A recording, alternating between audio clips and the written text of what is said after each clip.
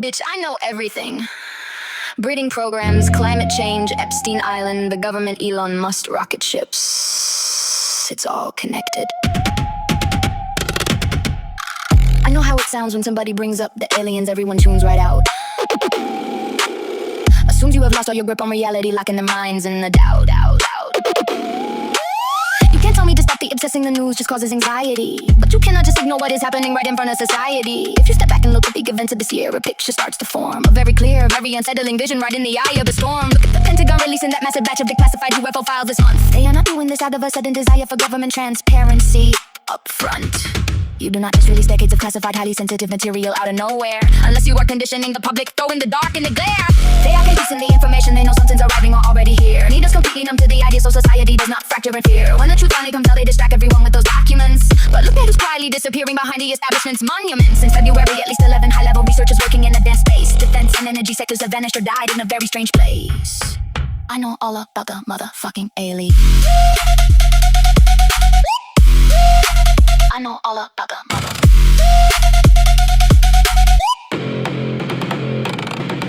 The government's writing it off as a simple statistical anomaly, but these were the exact people studying retrieved materials and the technology. The propulsion systems that whistleblowers testified about under oath a few years ago. They likely figured out the technology making the silent frequencies flow. Maybe even unlocked clean energy systems that disrupt the current power structure. They were silenced to keep the transition going smoothly without any rupture. Then you have to look at the climate, the heat waves hitting the globe. Severe even by our current standards, piercing the atmosphere's low. We are constantly told it is just human industry destroying the atmosphere, but astrobiologists recently published research making it perfectly clear. They aren't just terraforming the planet, they are terraforming us. It is a genetic colonization, a slow anatomical override. Think about it. If you were going to inhabit a world that is fundamentally different from your own, you don't just change the air, you build a vessel that can breathe it.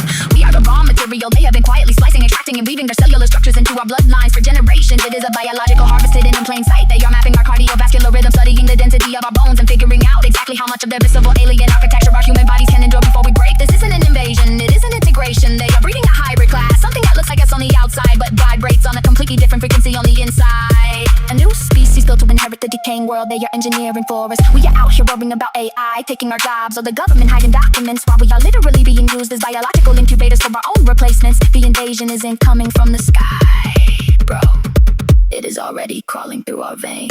Detailing how a non-human intelligence might use greenhouse gases to deliberately terraform a planet, slowly suffocating the masses. What if we are the ones being terraformed? The extreme weather might not be an accident. The changing atmosphere, the environment's actively altered like a biological sacrament. Altered to suit whatever is coming next, twisting the cellular text switch brings me to the sudden dominance of artificial intelligence. Everyone acting like tech companies miraculously invented a sentient intelligence. A supercomputer moving too fast. AI is not just software, it is a foreign intelligence blindly integrated into our global grid out there. We are doing the manual labor to build out the digital infrastructure. Before they even make formal contact, we're fueling the visceral structure. Why do you think the wealthiest people on Earth are suddenly desperate to build rockets? Billionaires are not trying to advance human exploration with their deep pockets or save the planet. They are securing their own exits, cause they